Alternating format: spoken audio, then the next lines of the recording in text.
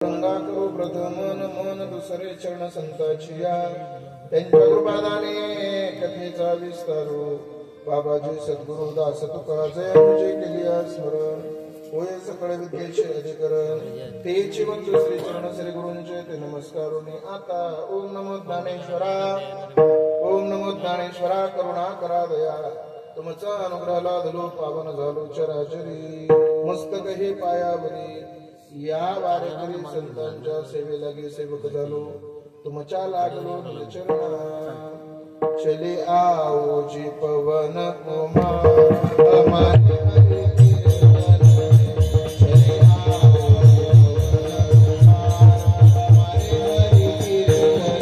चले आओ जी पवन कुमार हमारे हरि कीर्तन में चले आओ जी पवन कुमार हमारे हरि कीर्तन में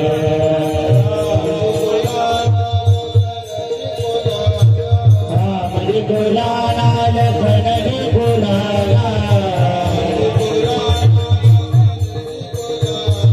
राम जी बुलाना लखन बुलाना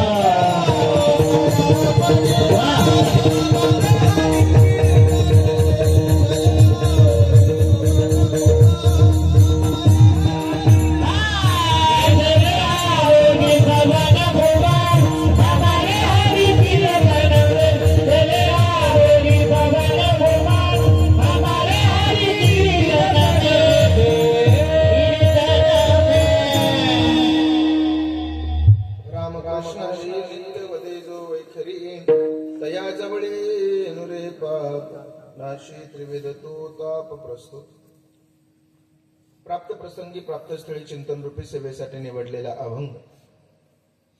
या अभंगावर चिंतन करण्यापूर्वी थोडासा परिहार द्यायचा तो म्हणजे असा. अखिल कोट ब्रह्मांड नायक रूपणे प्राण संजीवन जगत आधार पांडुरंग परमात्म्याच्या असीम आघात कृपेने मुक्त कैवल्य तेजोनिधी ज्ञानियांश राजे योग्यांची माऊली साधकाची मायबाप अनाथाची माय विश्व माऊली ज्ञानोबा राय अधिकरून श्रीमंत संत जगद्गुरु तुकोबाराय सकल संत मांदियाळीच्या कृपा आशीर्वादानं हनुमंतरायाच्या दरबारामध्ये गेल्या 24 वर्षापासूनचा हा भव्य दिव्य अखंड हरिनाम सप्ताह या वर्षी 25व्या वर्षामध्ये या सप्ताहाचं पदार्पण आहे. करण्यातला आवाज कमी करा. नॉर्मल 1 पॉइंट न विको ठेवा. आवाज असा मोकळा वाटला पाहिजे. 25वं वर्ष आहे. अत्यंत सुंदर अत्यंत देखणा सप्ताह तुम्ही समस्त गावकरी मंडळी नांजा या गावानं अत्यंत सुंदर या ठिकाणी आयोजन केलेलं आहे. माझा आणि तुमचा काही कोणाचा जास्त परिचय नाही. करण्यातला आवाज कमीच करा. त्या भिंतीवर आदळणारा आवाज कोणता आहे तो बघा. माझा आणि तुमचा काही कोणाचा परिचय नाही. मी पहिल्यांदाच तुम्ही मला पाहिलं असेल. मी तुम्हाला पहिल्यांदाच पाहिलंय. एक गोष्ट नेहमी मी कीर्तनामध्ये सांगत असतो. थोडं लक्षपूर्वक ऐका. मी जरी तुम्हाला ओळखत नसलो आणि तुम्ही जरी मला ओळखत नसले तरी ज्ञानोबारायाची ज्ञानेश्वरी कोणी ओळखत नाही असा इथं धर्ममंडपामध्ये एकही माणूस बसलेला नसेल. मी तुमच्यासाठी नवीन असलो तुम्ही माझ्यासाठी जरी नवीन असले तरी कीर्तन आपल्यासाठी नवीन नाही. ही गोष्ट सगळ्यांना लक्षात ठेवा. ही सर्व महाराष्ट्रातील दिग्गज मंडळी इथं बसलेली आहे. सगळ्यांना मनापासून धन्यवाद देतो. सेवेसाठी उपस्थित महाराष्ट्रातील नामांकित गायनाचार्य संगीत विशारद संगीत अलंकार आदरणीय श्री हरिभक्त परायण उभ्या महाराष्ट्रामध्ये आपल्या परिसराचं वैभव आदरणीय श्री चिलियाबाळ या ठिकाणी उपस्थित आहेत. महाराजांना मनापासून धन्यवाद देतो. महाराजांच्या शेजारी महाराष्ट्रातील नामवंत गायनाचार्य आमचे आदरणीय संगीत विशारद संगीत अलंकार अमोल महाराज या ठिकाणी उपस्थित आहेत. सुंदर गाणं आहे महाराजांचं. अत्यंत सुंदर वारकरी परंपरा जोपासणारी ही माणसं आहेत. यांना मनापासून धन्यवाद देतो. ही सगळी टाळकरी मंडळी आपल्या गावातील वडीलधारी मंडळी उपस्थित आहेत. आमचे पेटीवादक इथे उपस्थित आहेत. मृदंगाचार्य तर काय बघायचंच काम नाही करायचं. त्याच्यासाठी एकदा टाळ्या वाजवा. पकवाज आहे महाराज. सोन्यासारखं लेकरू आहे. एवढा सुंदर पकवाज एवढा तयार पकवाज अत्यंत सुंदर महाराज.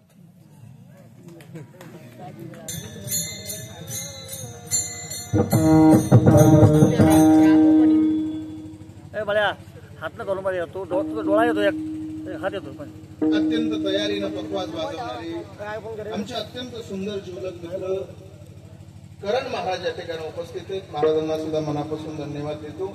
ज्यांनी माझं हे आजचं कीर्तन घेतलेले आहेत ते आजचे यजमान सौजन्य ज्यांचं आहे ते श्री सुदाम एकनाथ कानडजे आणि श्री ज्ञानेश्वर गणेश चौरे या दोघांना सुद्धा मनापासून धन्यवाद देतो. साऊंड मोरे का मोरे का मोरे हा मोरे मोरे यांना सुद्धा मनापासून धन्यवाद देतो. आणि साऊंड सिस्टम वाल्यासाठी एकदा जोरदार टाळ्या वाजवा. काय सिस्टम आहे साहेब तुमची. आणि खरं सांगू का सगळं समर्पण या सप्ताहाला या कार्यक्रमामध्ये केलेली माणसं आहे ती. त्याच्यातून धूर निघाला तरी मला म्हणले महाराज काळजी करू नका काही अडचण नाही चलू द्या. त्यांच्यासाठी टाळ्या वाजवा. तुम्हाला सुद्धा वादादा मनापासून धन्यवाद देतो. सगळ्यांच्या चरणावर विनम्र भावाने माझा माथा टेकवून माझ्या सेवेला सुरुवात.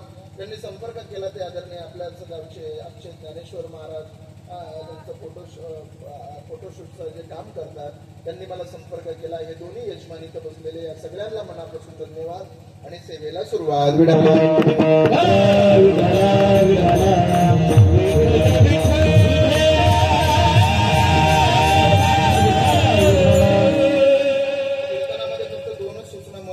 पाळा. एक म्हणजे आपापले मोबाईल सायलेंट करून ठेवा आणि दुसरी म्हणजे हे लहान लहान लेकरं शेवटपर्यंत असेच बसत असले तर समोर बसवा. नसेल बसत ते थोडस पाठीमागे बसवलं तरी चालेल. बसतेच काही बसतेच ना. मी पोरांपासून जरा लांब आहे. 2 हात लांब असतो त्यांच्यापासून. कारण मी 1 महिन्याचा शिक्षक आहे.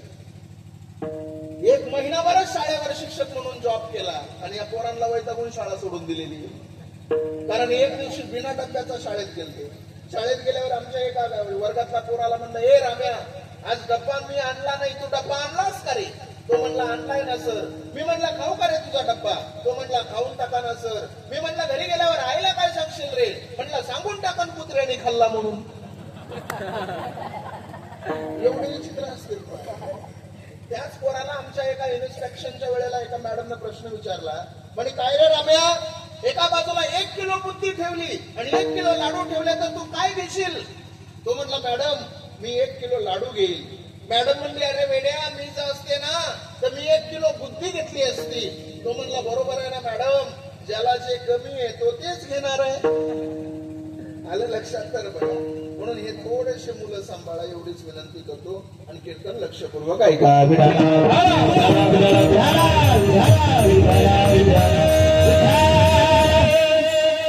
करण्यातला आवाज अजून कमी करता आला तर बघा ऐका. अत्यंत सुंदर भव्य दिव्य अशा पद्धतीचं नियोजन गावकऱ्यांनी या ठिकाणी केलेलं आहे. थोडं लक्षपूर्वक ऐका. महत्वाचं मी तुमच्याशी बोलणार आहे. वा छान लागला साऊंड. ऐका मी नेहमी माझ्या कीर्तनामध्ये सांगत असतो महाराज तुम्ही आम्ही भाग्यवान माणसं आहोत. भाग्यवान याकरता आहोत कारण आपला जन्म या महाराष्ट्रामध्ये झाला. भारताचे एक पंतप्रधान होते पंडित जवाहरलाल नेहरू. ते नेहमी त्यांच्या सभेमध्ये सांगायचे ते म्हणायचे तुमचा महाराष्ट्र खूप भाग्यवान आहे. एका पत्रकारानं चलता चलता त्यांना फार सुंदर प्रश्न विचारला. ते म्हणले का हो तुमचा. ते म्हणले का हो साहेब का तुम्ही नेहमी म्हणता महाराष्ट्र भाग्यवान आहे. त्यावेळेस त्यांनी फार सुंदर उत्तर दिलं पंडित जवाहरलाल नेहरूंनी. ते म्हणले महाराष्ट्र याकरता भाग्यवान आहे कारण या भारत देशामध्ये जेवढे संत जन्माला आले नाही तेवढे संत तुमच्या महाराष्ट्रामध्ये जन्माला आले. पण ते पुढचं वाक्य फार सुंदर बोलायचे ते मला फार आवडतं. ते म्हणायचे या भारत देशामध्ये जेवढे संत जन्माला आले नाही तेवढे संत तुमच्या महाराष्ट्रामध्ये जन्माला आले. पण महाराष्ट्रातल्या लोकांना संत असताना कळाले नाही गेल्यानंतर कळाले. अहो माझे माऊली ज्ञानोबाराय असताना कधी त्यांना कोणी शिव दिलं नाही आणि आता शिवण्यासाठी आळंदीला गर्दी आहे. अहो असताना अंगावर वस्त्र मिळाले नाही आणि आता 2-2 किलो चांदीच्या वजनाचा पेटा आहे. असताना माझ्या ज्ञानोबारायाला झोपायला जागा मिळाली नाही आणि आता झोपण्यासाठी चांदीचा पलंग आहे. अहो असताना लोकांनी कधी इंद्रायणीला शिव दिला नाही का तर इंद्रायणी बाटेल आणि आता समाधीला पंचामृताची अंघोळ आहे आणि ते पंचामृत ठेवण्यासाठी तांब्या पितळाची भांडी नाही तर चांदीची घागर चांदीचा गंगालय चांदीचं पंचपाळ आणि चांदीची पंचारती आहे. अहो असताना मुलं 2-2, 2.5 किलोमीटर अंतरावर माधुकरीसाठी गेली तर दगडा विटा मातीशिवाय त्यांना कधी काही मिळालंच नाही आणि आता त्याच मुलांच्या दर्शनासाठी 2-2, 2.5 किलोमीटर अंतरावर रांगा आहे. असताना माझ्या ज्ञानोबारायाला या समाजानं खापर मिळू दिलं नाही आणि आता सोन्याच्या ताटात नैवेद्य. अहो असताना शिवलं की पाप होत होत, असताना शिवलं की पाप होत होत, आणि आता त्यांना शिवल्यावर माझं पाप निघून जात आहे, म्हणून त्यांना शिवण्यासाठी आळंदीला गर्दी आहे. असताना या समाजानं माझ्या ज्ञानोबा रायाला आई आणि बापाचं प्रेम मिळू दिलं नाही. आता संपूर्ण जगाची मायबाप माझी ज्ञान राजमाऊली झाली. अहो असताना पैठणला न्याय मिळू दिला नाही. आता आपल्यावर अन्याय झाला की आपण न्याय मागण्यासाठी आळंदीला येतो. असताना माझी माऊली पहिल्यांदा पंढरीला निघाली तर अनवाणी पायानं माझ्या माऊलीनं पंढरीची वारी केली. अरे पाय उन्हामध्ये भाजत होते म्हणून वडाची पानं पायाला बांधली आणि पहिली पंढरीची वारी माझ्या ज्ञानोबा रायानं केली. आणि आता माऊली पंढरीला निघाली तर सोन्याच्या पादुका चांदीच्या पालखीत आहेत, चांदीची पालखी चांदीच्या रथात आहे, आणि चांदीच्या रथाला बैलजोड कुणाचा जुंपायचा म्हणून निलाव आहे, आणि निलावामध्ये ज्याचा नंबर येईल त्याची बैलांसकट आळंदीमध्ये मिरवणूक आहे. काय दिलं या समाजाने ज्ञानोबा रायाला बोला. अहो असताना दिला तो केवळ त्रास. एक सांगू महत्वाचं, आपल्याला हा सुंदर नरदेह मिळालाय ना, तुमच्या गावातील प्रत्येक माणसाच्या चरणावर डोकं ठेवून सांगतो माझ्या दादानो, एकदा आळंदीला ज्ञानोबा रायाकडे जा. तुमची सगळी अंतकरणातली सुख दुःख घेऊन ज्ञानोबा रायाच्या समाधीवर एकदा टाकून द्या. ज्ञानोबा रायाच्या दरबारामध्ये जाऊन एकदा तुमचं कपाळ त्या समाधीला लावा. तुमचं प्रारब्ध बदलल्याशिवाय राहणार नाही. असं म्हणतात की माणूस जन्माला आल्याच्या नंतर 5व्या दिवशी सटवी त्याच्या कपाळावर त्याचं प्रारब्ध लिहिते. असं म्हणतात की माणूस जन्माला आल्याच्या नंतर 5व्या दिवशी सटवी त्याच्या कपाळावर त्याचं प्रारब्ध लिहिते. पण तेच कपाळ जर तुम्ही ज्ञानोबा रायाच्या समाधीवर टेकवलं ना, तर सटवीने लिहिलेलं प्रारब्ध सुद्धा बदलवण्याची ताकद माझ्या ज्ञानोबा रायाच्या समाधीमध्ये. एकदा ना ज्ञानोबा रायाकडे बदलली महाराज या पोरांची सगळ्यांची प्रारब्ध. अहो महाराज, कधी कधी ज्ञानोबा रायाच्या समाधीवर आमच्यासारख्या माणसानं डोकं टेकवल्यामुळे 7वी नापास असणाऱ्या कीर्तनकाराच्या सुद्धा कलेक्टरला पाया पडावं लागतंय. हे ज्ञानोबा रायाची ताकद आहे. हा महाराष्ट्र म्हणजे संतांची भूमी आहे. या महाराष्ट्रामध्ये संत असताना लोकांना समजलं नाही, पण गेल्याच्या नंतर त्यांचं नामचिंतन केलं तर लोकांचा उद्धार व्हायला लागला.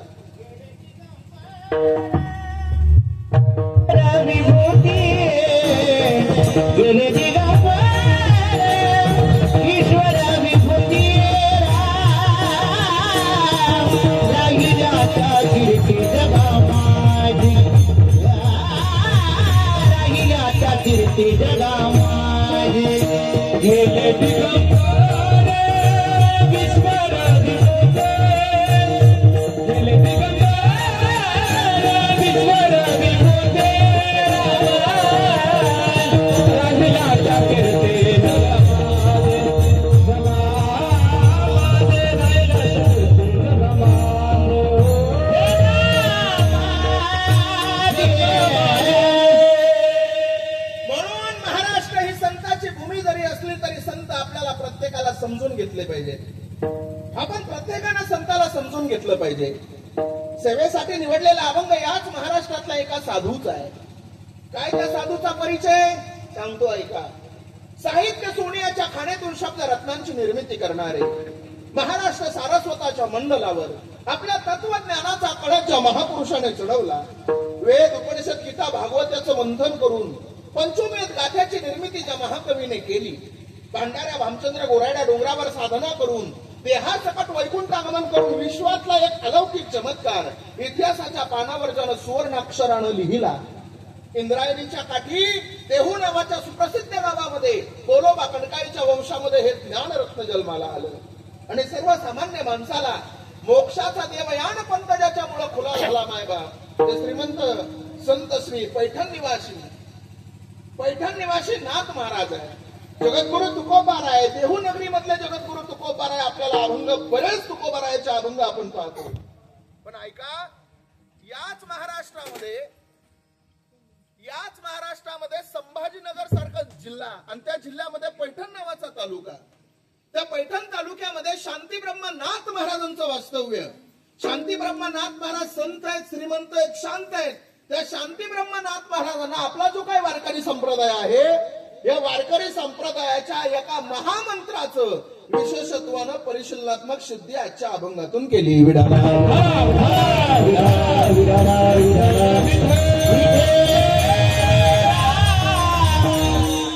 अभंग 4 चरणाचा अत्यंत सुंदर आहे. या अभंगामध्ये आपला जो काही वारकरी संप्रदाय आहे या वारकरी संप्रदायाच्या महामंत्राचं विशेषत्वानं परिशीलनात्मक सिद्धी संतांनी केलेली आपल्याला पाहायला मिळते. कीर्तन थोडं लक्षपूर्वक ऐका. माझी भाषा तर कळतील तुम्हाला, पहिल्या मुलं भाषा कळते ना. हे बघा, मला लय अवघड कीर्तन करता येत नाही. उगं इथं घटन मटन पटन रज्जन सरपण ख्यातीन सत्यातीन असत्यातीन पूर्वमीमांसन उत्तरमीमांसन सांख्यन गौतमन कानादनन आविर्वचन विक्षेपण आवरणन मोक्षण अपरोक्षण आसन परोक्षण आसन अनंत व्याप्ती असल्या भानगडीत तुम्हाला पाडणार नाही. सोप्या पद्धतीत माझे शब्द तुमच्या हृदयापर्यंत कसे पोहोचतील याचा प्रयत्न करणार आहे. आणि सोप्या पद्धतीत कीर्तन कळत असेल तर कशाला लय अवघड बोलायचे. काही काही लोकांना लय चुकाट्यात हात घालायची सवय. आमचा एक मित्र आहे, त्याला जरा साहित्यिक बोलण्याचा नाद आहे. त्याला एक दिवशी म्हणलं, का रे तू माझ्या कीर्तनाला येणार होता आणि तू तर आला नाही.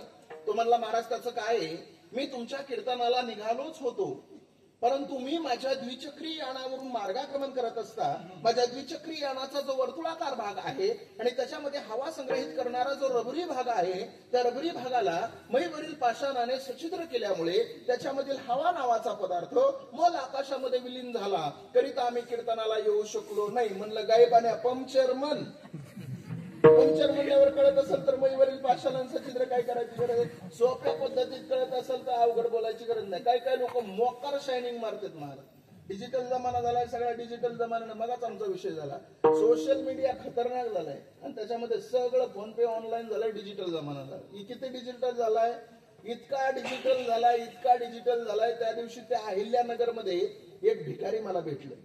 ते मला म्हणे, महाराज जय हरी. म्हणलं, जय हरी. काहीतरी दान धर्म करा. मी गाडीचा काच खाली घेतला, गाडीमध्ये पाहिलं, माझ्याकडे सुट्टे पैसे नव्हते. मी म्हणलं, दादा माझ्याकडे सुट्टे पैसे नाही. ते भिकारी मला म्हणलं, फोन पे करा. भिकाऱ्याकडे फोन पे. मी फोन पे काढला, त्या भिकाऱ्याच्या स्कॅनरवर स्कॅन करून माझे 10 रुपये मी त्याला पाठवले.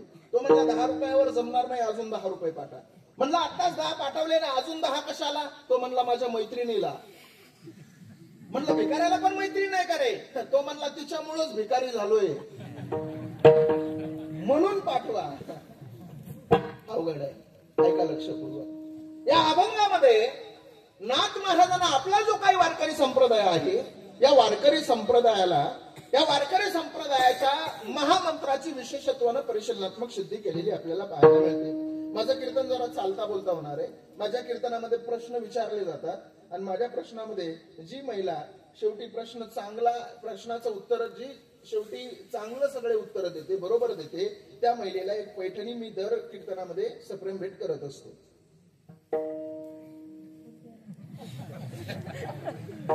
मग सगळ्या महिला मंडळीला विनंती, शेवटपर्यंत उत्तर बरोबर देत चला. माझा पहिला प्रश्न आहे महिला मंडळ तुम्हाला. वारकरी संप्रदायाचा महामंत्र आहे रामकृष्ण हरी. आजच्या अभंगामध्ये नाथ महाराजांना आपल्या वारकरी संप्रदायाचा महामंत्र सांगितला रामकृष्ण हरी. महिला मंडळ, माझा पहिला प्रश्न आहे तुम्हाला.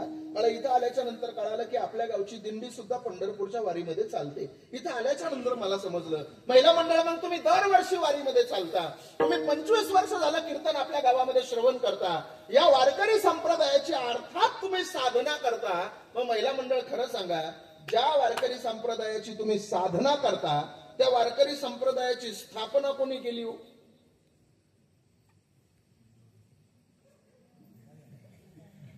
कुणी उभा केलंय हे सगळं?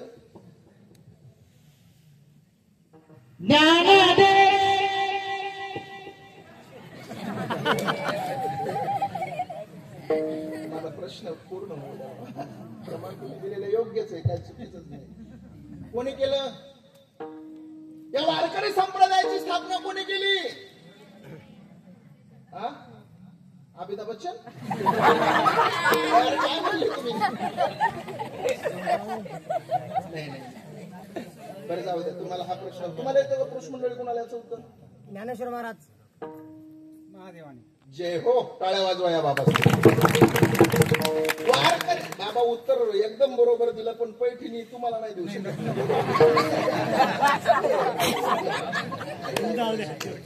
वारकरी संप्रदायाची स्थापना कोणी केली असा प्रश्न विचारला आपल्याला तर सरळ सरळ सांगायचं, आमच्या वारकरी संप्रदायाची स्थापना भगवान शंकरानं केली. भगवान शंकरानं म्हणजेच कोणी? आदिनाथानं केली. आदिनाथ उमा बीज प्रगटले आणि मचिंद्रा लागले सहज स्थिती. मचिंद्राने बोध, गोरक्षशास्त्री केला गोरक्ष वळाला. ती परंपरा बघा कशी आली. गैनी प्रसादे, निवृत्ती दातार आणि ज्ञानदेवासार. अहो, वारकरी संप्रदायाची स्थापना भगवान आदिनाथापासून म्हणजे भगवान शंकरापासून सुरू झाली आणि ज्ञानोबारायापर्यंत येऊन पोहोचली. पण ज्ञानोबारायाने या वारकरी संप्रदायाचं ज्ञान स्वतःपाशी नाही ठेवलं, मग तुमच्या आमच्या सगळ्यांसमोर प्रगट केलं. म्हणून लोपले ज्ञान जगे भोले विश्वब्रह्माची केले प्रगट भूय भोले प्रगट भूय भोले विश्वब्रह्माची केले प्रगट भूय भोले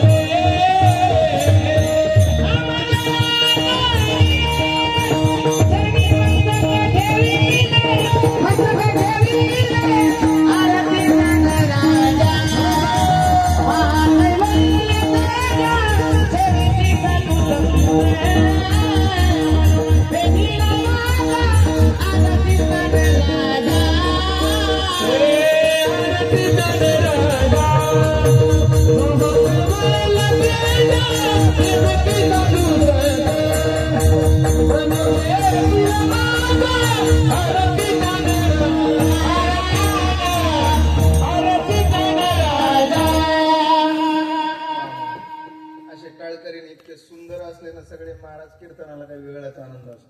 टाळकरी कीर्तनाला चांगले पाहिजेत, कीर्तनाला साथ चांगली पाहिजे. नाही तर कधी कधी इतकी वाईट साथ भेटते आम्हाला, त्याच्यापेक्षा कोरोनाची बरी वाटते. आमच्या काल्याच्या कीर्तनात मी एकदा अभंग घेतला होता. रंगनी रांगत गुलगुला बोलत. काल्याच्या कीर्तनातला अभंग, रंगनी रांगत गुलगुला बोलत. मागचे सगळे म्हणत होते रंगनी रांगत गंगुला बोलत. अवघड आहे महाराज, पण आज शिट्या बाळ म्हणजे महाराज विषय ऐका लक्ष. वारकरी संप्रदायाची स्थापना भगवान शंकरानं केली. एक नंबरचा मुद्दा आहे आपला, एक नंबरचा प्रश्न आपला सुटला. मग या वारकरी संप्रदायाची स्थापना करण्यासाठी, स्थापना केल्याच्या नंतर या वारकरी संप्रदायाची साधना करण्यासाठी आपल्याला हा सुंदर नरदेह भगवान शंकराच्या माध्यमातून उपलब्ध झाला. किती सुंदर नरदेह आपल्याला मिळाला. या नरदेहाची किंमत आपल्याला कळाली नाही, तो मुद्दा बाजूला ठेवा. पण हा सुंदर नरदेह आपल्याला देवाच्याच कृपेने मिळाला. 2 हात आहेत, 2 डोळे आहेत, 2 कान आहेत, 2 पाय आहेत आणि याच शरीरामध्ये आवळ्या एवढ्या आकाराचा एक मेंदू आहे. आणि आवळ्या एवढ्या आकाराच्या मेंदूमध्ये एक बॉबिन फिट केलेली आहे साहेब, बॉबिन. या बॉबिनवर एक बेल्ट चढवलाय. बॉबिन हा शब्द तुम्हाला कळण्यासाठी देतो. या बॉबिन वरती एक बेल्ट चढवलाय. काय काम करतो तो बेल्ट? रात्रंदिवस त्या बॉबिन वरती फिरत राहतो. आपण दिवसभर काय पाहतो ते त्या बेल्ट वर चित्रीकरण होतं. आपण दिवसभर काय ऐकतो ते त्याच्यावर रेकॉर्ड होतं आणि संध्याकाळी झोपताना बटन दाबलं की दिवसभर काय घडलं तो बेल्ट संध्याकाळी सगळं आपल्याला दाखवून देतो. मग काय त्या बेल्टची लांबी? एका जपानच्या विल्सन नावाच्या शास्त्रज्ञानं सांगितलं पृथ्वीला 3 प्रदक्षिणा येतील एवढी मोठी त्या बेल्टची लांबी आहे. मग तो बेल्ट कोणाचा 5 वर्ष चालतो, कोणाचा 10 वर्ष, कोणाचा 50, कोणाचा 100. आमच्या एका बहादरानं तर हा बेल्ट 1400 वर्ष चालवला होता, भंगार होऊन दिला नव्हता माहिती. चांग देवानं. मग हा सुंदर नरदेह जगाच्या मालकानं आपल्याला दिला. देवाचे उपकार आहेत आपल्यावर माझ्या दादांना. मी नेहमी कीर्तनामध्ये सांगत असतो देवाचे आपल्यावर किती उपकार आहेत. थोडं लक्षपूर्वक ऐका. काय झालं बघा, एक 80 वर्षाचा म्हातारा माणूस दवाखान्यामध्ये गेला आणि त्या 80 वर्षाच्या म्हाताऱ्यानं डॉक्टरला सांगितलं, डॉक्टर साहेब माझ्या हृदयामध्ये काहीतरी अडचण आहे. डॉक्टर म्हणले बाबा तुमच्या हृदयाचं ऑपरेशन करावं लागेल. 80 वर्षाचा म्हातारा माणूस म्हणताय डॉक्टर साहेब काय खर्च लागायचा ते लागू द्या, पण माझ्या हृदयाचं यशस्वी पद्धतीने ऑपरेशन झालं पाहिजे. त्या 80 वर्षाच्या म्हातारा माणसाला डॉक्टर साहेबांना ऑपरेशन थिएटरमध्ये नेलं. त्यांचं हृदय काढलं आणि हृदय काढून एका काचाच्या भांड्यामध्ये सांभाळून ठेवलं. 3 तास ऑपरेशन चाललं.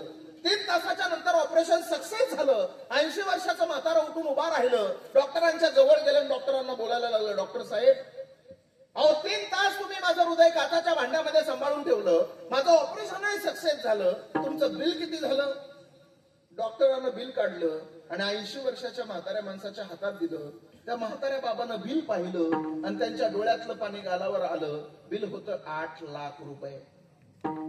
8 लाख रुपये बिल पाहिल्याच्या नंतर म्हातारं ढसाढसा रडायला लागलं. डॉक्टरांना वाटलं पैसे जास्त झाले म्हणूनच बाबा रडताय की काय.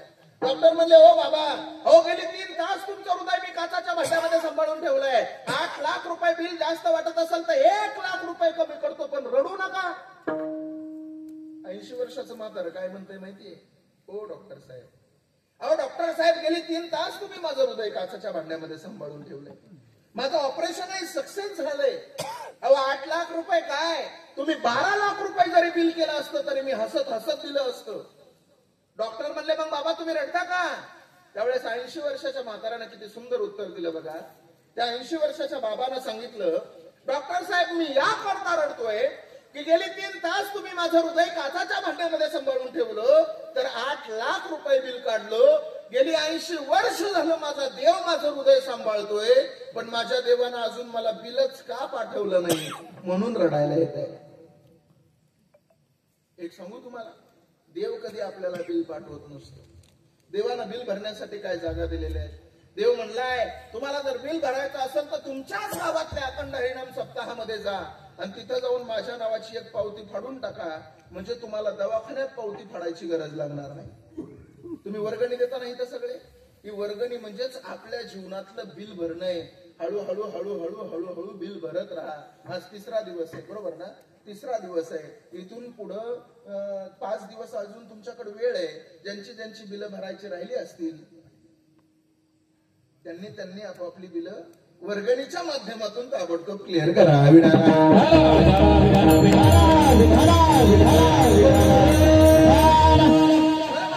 सुंदर निर्देह जगाच्या मालकाने आपल्याला दिला खरा, पण चिलिया महाराज कशासाठी दिला?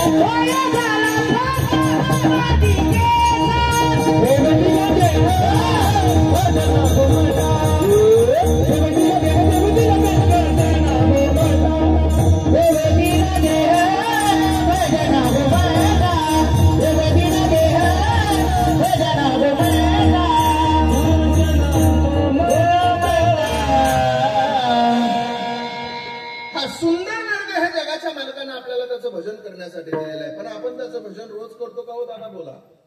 देवाचं भजन कोण कोण करतं रोज? बोला इथं बसलेली माणसं. हा नरदेह आपल्याला त्याचं भजन करण्यासाठी दिलाय, पण आपण कधीच त्याचं भजन करत नाही. ह्या नरदेहाची किंमत आपल्याला कधी कळालीच नाही. मी नेहमी कीर्तनामध्ये सांगत असतो, पोरांनो, आपले शरीर तंदुरुस्त ठेवले पाहिजे. आपण टपरीवर उभा राहून तोंडामध्ये गुटखा टाकून म्हाताऱ्या माणसाची चेष्टा करण्यापेक्षा पहाटे 5 वाजता उठून व्यायाम करून शरीर तंदुरुस्त बनवा. जीवन यशस्वी झाल्याशिवाय राहणार नाही तुमचं. आज पोरांकडे पाहिलं तर पोरांच्या चेहऱ्याकडे पाहू वाटत नाही मला. जुन्या काळातल्या लोकांच्या तब्येती एवढ्या सुंदर होत्या, लोक मजबूत होती. शरीराची किंमत आपल्याला कळाली नाही. मला त्या दिवशी शरीराची खरी किंमत कळाली ज्या दिवशी मी सासवडचं कीर्तन केलं आणि जेजुरीला दर्शनाला गेलो. जेजुरीला खंडोबाचं दर्शन घेतलं आणि खंडोबाचं दर्शन घेऊन मला जेजुरीच्या पायथ्याला संध्याकाळचं कीर्तन होतं, म्हणून त्या पायऱ्यावर बसलो होतो. मला कीर्तनाला जाण्यासाठी थोडा वेळ होता. पण त्या जेजुरीचा एक नियम आहे, तिथं नवीन लग्न झालेलं जोडपं गेलं की बायको खांद्यावर घेऊन 5 पायऱ्या चढावं लागतंय. तिथं ज्याची शारीरिक सृष्टी मजबूत होती, शरीरानं जो बलवान होता, तो पटकन बायकोला खांद्यावर घ्यायचा आणि 5 पायऱ्या चढायचा. पण तिथं एक जोडपं बघितलं मी 35-55चं. म्हणजे बाई 55 किलो गडी 35 किलो. मी मनात म्हणलं, ह्या रामाला काय हे धनुष्य उचलत नाही गड्या. आणि तसलं जोडपं बघितलं की 4-5 जण पळत पळत येते. ते म्हणतात हे बघा बायको खांद्यावर घ्यावं लागलं नाही तर 500 रुपये हाडे हाड.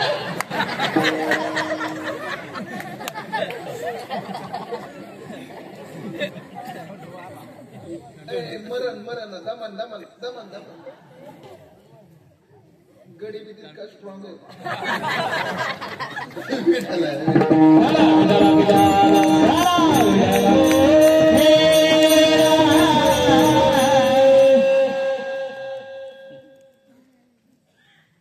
तसलं जोडपं दिसलं की तिथं 4-5 जण असते तर ते पळत पळतच त्या जोडीला अडवते तर म्हणतात हे बघा बायको खांद्यावर घ्यावा लागला नाही तर 500 रुपये फाईन पडावं लागेल. ते 35 किलोचं पोरगं तर घाबरलं. तो म्हणला एवढं मोठं वजन आपल्याच्याने उचलणं शक्य नाही. पण त्यानं खिशे पाहिले तर त्याचं पाकिट गाडीमध्ये विसरलेलं होतं. ते पोरं त्याला गाडी काढ पण जाऊ देणार आणि मंदिराच्या दर्शनाला पण जाऊन देणार. पोरं म्हणायचे बायकोला उचला नाही तर 500 रुपये द्या. त्या 35 किलो वजनाच्या पोराचा नाविलाज झाला महिला म्हणतो आणि ते 35 किलोचं पोरग खाली वाकलं. महाराज माझा 1.5-1.5 तास वेळ गेला तिथं. तसले प्रकरण असल्यावर आपण 2-2 तास बसत असतो. आणि ते 35 किलोचं पोरग खाली वाकलं आणि ते 55 किलोचं गटुड त्याच्या अंगावर बसलं. माझ्या काळगाच्या डोक्यात नुसते धडा धडा धडा. मी मनात म्हणलं अरे काय होतास तू, काय झालास तू, अरे वेडे असा कसा वाया गेलास तू. एकेकाळचा सुखदेव राजगुरू भगतसिंग तू काय तुझी दयनीय अवस्था झाली म्हणून त्याच्याकडे पाहत बसलो. पण कुठून ताकद आली काय माहिती राव. तसला बुवाच्या घेऊन उठलं राव. 3 पायऱ्या चढलं आणि 4थ्या पायरीला वरूनच चकदंबा खाली टाकली. शरीराची किंमत आपण शरीराला जपलं पाहिजे. हा सुंदर नरदेह आपल्याला देवाचं भजन करण्यासाठी दिलेला आहे. हो खरं सांगा देवाचं भजन करतो का आपण. रोज कीर्तनकार येतात देवाचं भजन करा टाळ्या वाजवा म्हणतात. तुम्ही वाजवता का बरं. मंडप मध्ये आहे तोपर्यंत वाजवता. घरी गेल्यावर ऐका ते जाऊ द्या. मुंबईला माझं एकदा कीर्तन झालं. आम्ही रोज कीर्तनामध्ये हेच सांगतो की देवाचं नामचिंतन करा नामचिंतन करा नामचिंतन करा. मी कीर्तनामध्ये सांगत होतो. कीर्तन झाल्याच्या नंतर एक वेल एज्युकेटेड पोरगा शिकलेला हुशार सुशिक्षित पोरगा माझ्या समोर येऊन बसला आणि मला म्हणला महाराज तुम्ही रोज देवाचं भजन करता. म्हणलं हो. रोज कीर्तन करता. म्हणलं हो. रोज देवाचं नामचिंतन करता. म्हणलं हो. तो म्हणे मग महाराज तुम्ही जर रोज देवाचं नामचिंतन करता तर देव तुमच्या स्वप्नात तरी कधी आला. मी म्हणलं अजून तरी नाही बाबा. तो म्हणला मग तुमच्यापेक्षा देवीचे भक्त बरे. मी म्हणलं म्हणजे. तो म्हणला तुम्ही दरवर्षी वारी करता तरी तुमच्या स्वप्नात येईना आणि ते एकदाही पंढरपूरला जात नाही तरी त्याच्या अंगात येतोय. मी म्हणलं हे बघ देवही आमचा आहे देवी आमचीच आहे. तुझ्या गळ्यात माळ नाही तुला बोलायचा आम्हाला अधिकार नाही.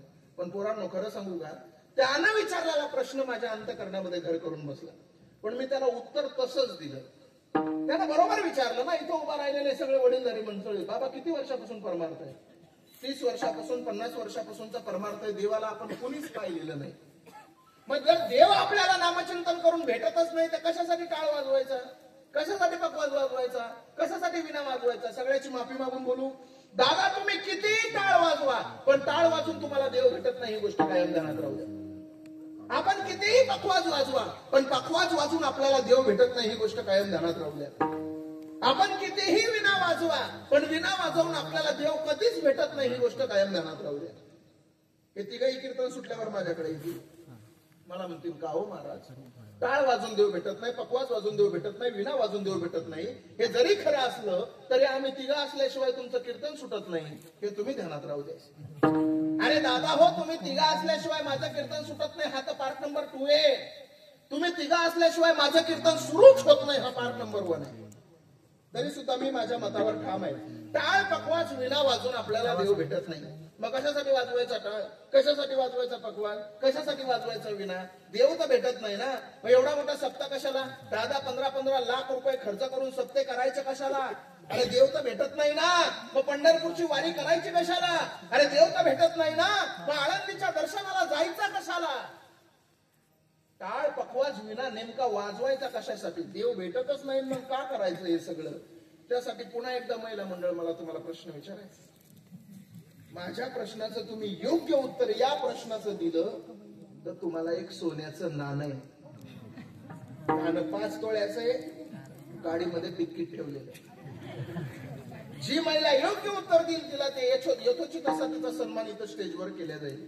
महिला मंडळ खरं सांगा, प्रश्न विचारतोय मी तुम्हाला, खरं सांगा महिला मंडळ, तुम्ही तुमच्या लग्नामध्ये तुमच्या पतीचं नाव घेता, पती भेटावा म्हणून का भेटलेला पती टिकावा म्हणून?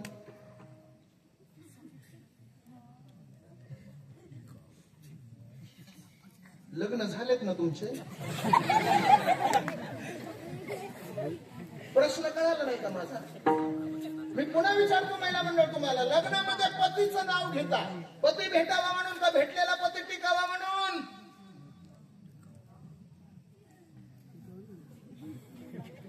बोला ना. भेटलेला पती सुटावा, काय म्हणल्या? टिकावा. कोण कोण म्हणलं टिकावा? हात वर करा.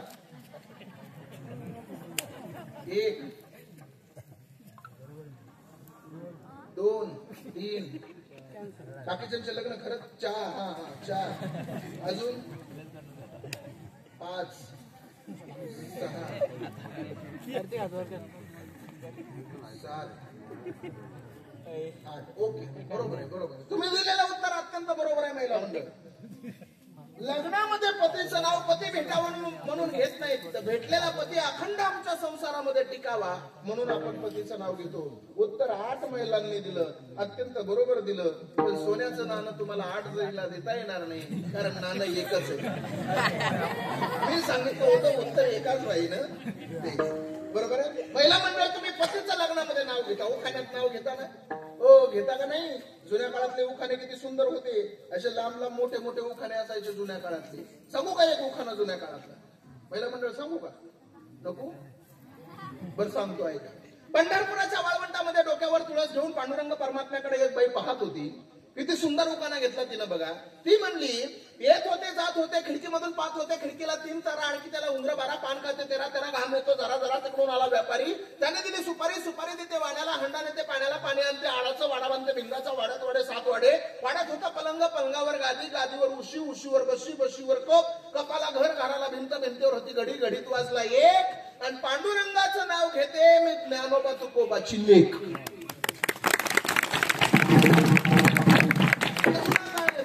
असे मला 130 उखाणे येते. अजून सांगू का नमुना एखादा? नको सांगू का? नको? हा, असलं पाहिजे तुम्हाला. असलं म्हणलं की सांगा. बस जाऊ दे. ज्ञानेश्वर सर तुमच्यावर घेतो, कारण माझं नाव ते मॅच होत, मी दुसऱ्याचं नाव घेत नाही. म्हणजे मी का कोणाची बायको होत बसू? बरोबर. ऐका लक्ष, ऐका. अहो, आधी केली बारशी पैठण केलं. गेल्या वर्षी पैठणची माता कवर पंढरपूरला जायची आवड. पंढरपूरला विठ्ठल रुक्मिणीचा जोडा. विठ्ठल रुक्मिणीच्या जोड्याची हवा पाहू कैकाडी महाराजाचा मठ पाहू. कैकाडी महाराजाच्या मठाला घालते मी वेडा. पुढे आला वाकडीचा वाडा. वाकडीच्या वाड्याला सोन्याची हलकी. पुढे आली मुक्ताबाईची पालखी. मुक्ताबाईच्या पालखीला सोन्याचा तुरा. पुढे आला गोपाळपुरा. गोपाळपुऱ्या जनाबाईचा खेळ. आता झाली आळंदीला जायची वेळ. आळंदीला थोर साधू संत.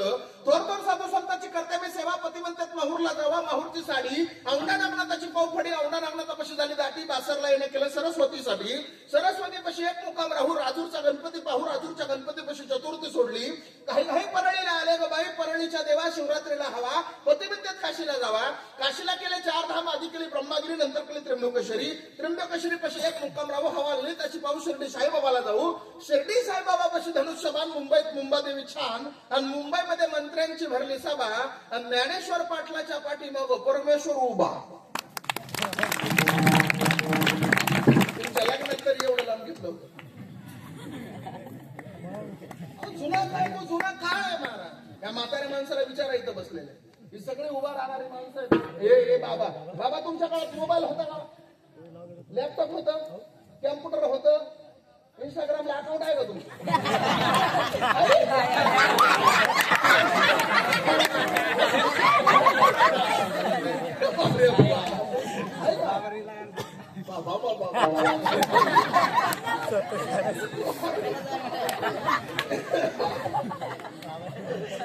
काय नाव आहे मला सांगा, फॉलो करून ठेवतो.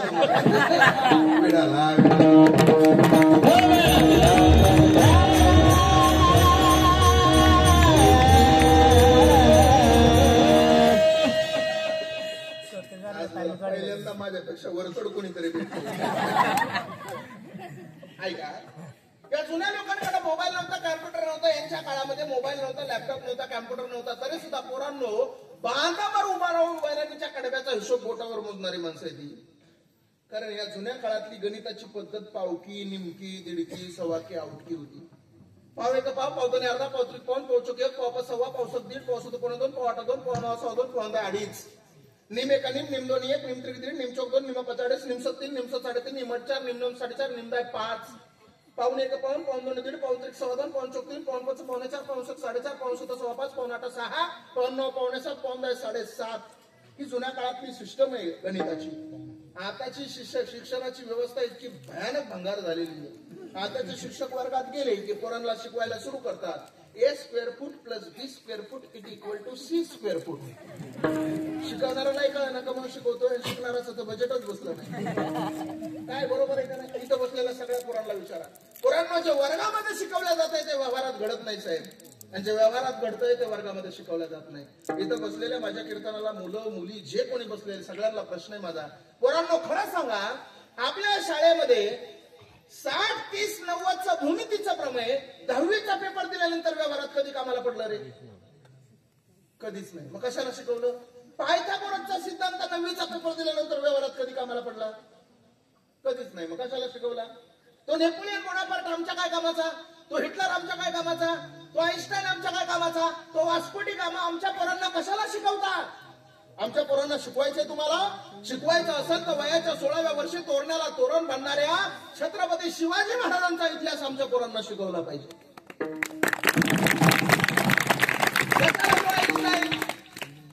ते विज्ञानाचे शिक्षक वर्गामध्ये आले की पोरांना शिकवायला सुरू करतात, आम्ल पदार्थ फरक स्पष्ट करा. अरे इथं लग्नाला 5-5 वर्ष झाले, अजून नवरा बायकोची फरक स्पष्ट व्हायना आणि तुम्हाला आमला नामलीची पडली आहे. ते भूगोलचे शिक्षक आले, जलावरण सांगा, शिलावरण सांगा, वातावरण सांगा, बेसाळचा पट्टा सांगा, अग्निजन्य खडक सांगा. अरे जमिनीच्या 300 फूट खोल आतमध्ये गेले तुम्ही.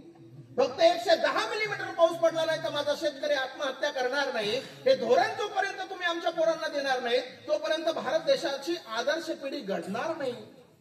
माझा मुद्दा एवढा व्यापक नव्हता, माझा मला तिकडे जायचंय नाही. माझा मुद्दा एवढाच आहे, महिला मंडळ, लग्नामध्ये तुम्ही पतीचं नाव घेता, पती भेटावा म्हणून नाही तर भेटलेला पती अखंड तुमच्या संसारामध्ये टिकावा म्हणून. तसे आमचे टाळकरी, आमचे विनयकरी आणि आमचे मृदंगाचार्य देव भेटावा म्हणून कधीच वाजवत नाही. तो अंतकरणात भेटलेलाच आहे, तो अखंड टिकून राहावा म्हणून त्याला भोगण्यासाठी वाजवली जाणारी ही साधने. म्हणून तर आपण म्हणतो लावणी मृदुंग श्रुती टाळ घोष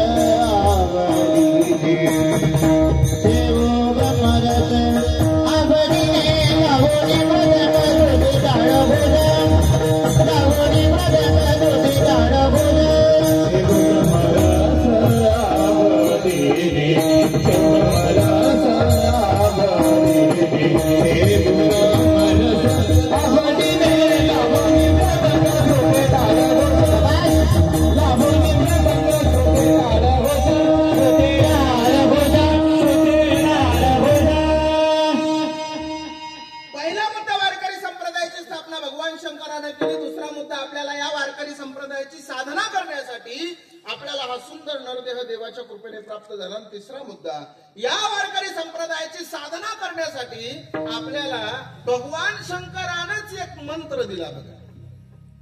कोणता? रामकृष्ण हरी नाही, चुकायला लागलाय. कोणता मंत्र? हरी हरी हरी मंत्र हा जीवाचा, हरी हरी हरी मंत्र हा जीवाचा, हरी हरी हरी मंत्र हा जीवाचा, हरी हरी हरी हरी हरी हरी मंत्र हा सेवाचा. हे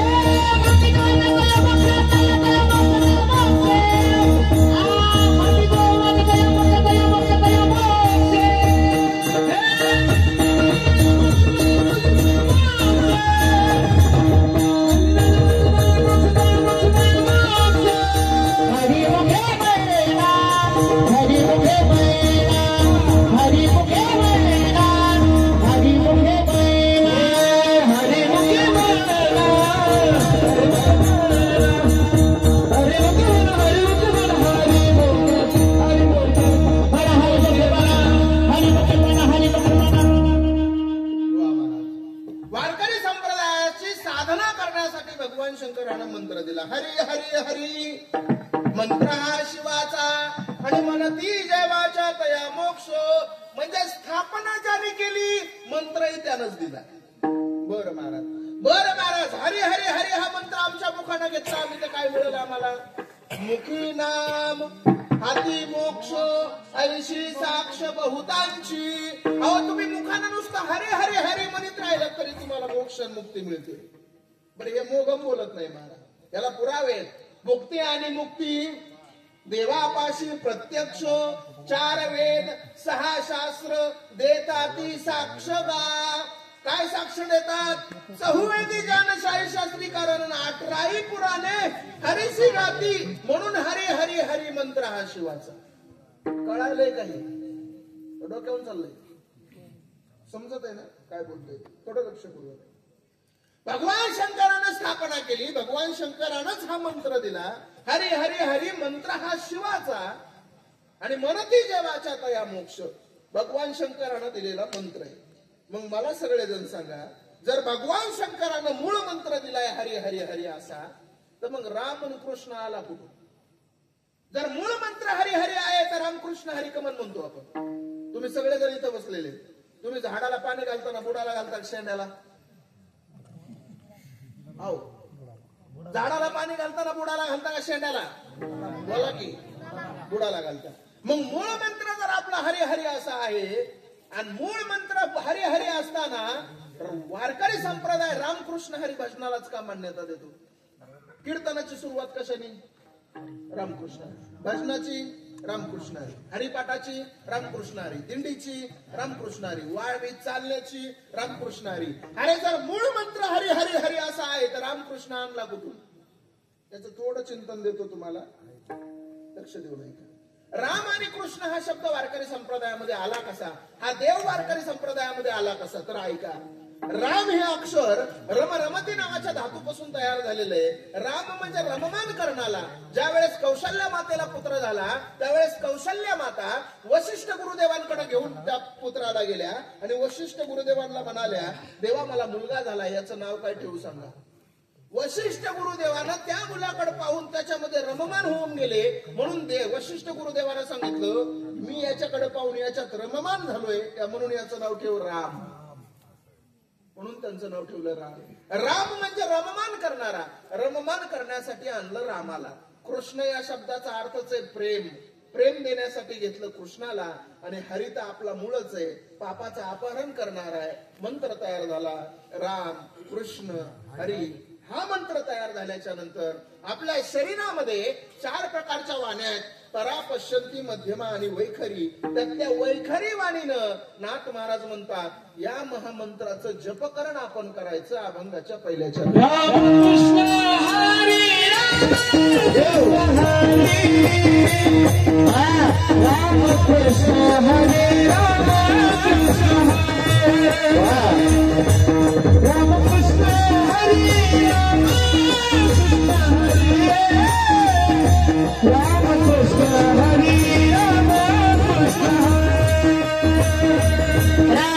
रामकृष्ण हरी रामकृष्ण हरी रामकृष्ण हरी रामकृष्ण रामकृष्ण हरी रामकृष्ण हरी रामकृष्ण हरी रामकृष्ण रामकृष्ण हरी रामकृष्ण हरी रामकृष्ण हरी रामकृष्ण हरी